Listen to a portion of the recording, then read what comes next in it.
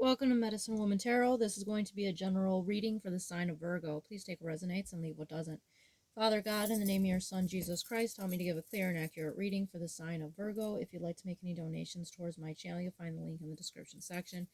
Just as a side note, with any donation you give, if you choose to, you could ask me a question in the comments section, and I will make a tarot video for you answering that question. I want to apologize in advance for any background noise you may hear due to the dogs snoring. Before starting the reading, I want to let you know that if the video clicks off, I will make the second half of the video.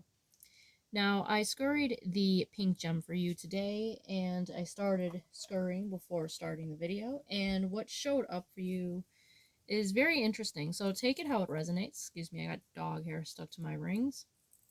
Okay, so with the pink gem, what showed up was a demon, and the demon was standing upright and was very odd looking, like very like abnormally tall, and it had its like torso kind of poked out. The way it was standing was kind of off, and it was glaring down on this figure that was much shorter than it, and this figure was wearing a dark cloak, and it kind of gave me this vibe of like this person was like in this very struggling lack, it kind of gave us like poverty sense off of this person.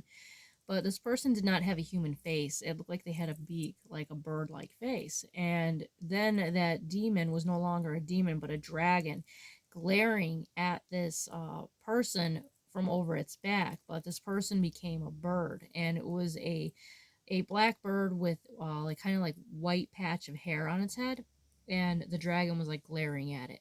So how I interpret this is that if you are going through like a struggling situation, perhaps you are going through some type of lack, take it how it resonates, and there's like demonic energies that are getting off on your suffering, kind of like people that'll kick you when you're down, and you're going to transform where you're no longer going to be in that lack position. And even though you were in a situation of lack or poverty, it could not change who you truly are. Just like you could still see that it was a bird in that cloak, and showing that you cannot be weighed down, and you become this bird. Now, it being a black bird could symbolize, your third eye being open, seeing beyond the veil.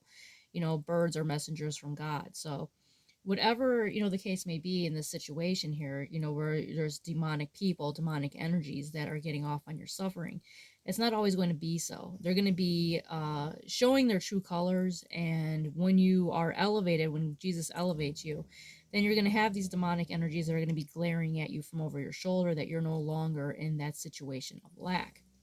Now, the first card to flip out for you today is the Nine of Candles, the double test Job.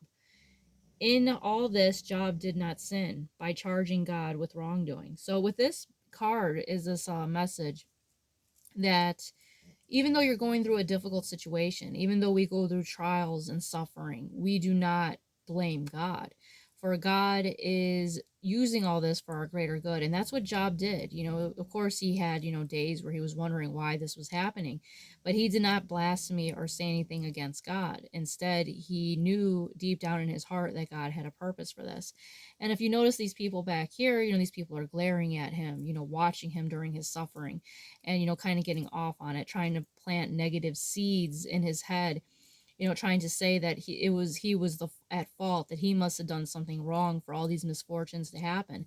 But in truth, Job was he was sinless. He didn't do anything wrong, and it was a test of his faith.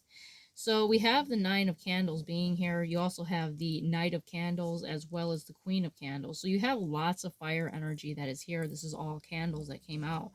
But with the Nine of Candles being here, this has, like I said, lots of symbolism. It's representing, the situation where, you do have enemies around you, but it's not always going to be that way. You'll eventually get out of this difficult situation. It's just a matter of being tested.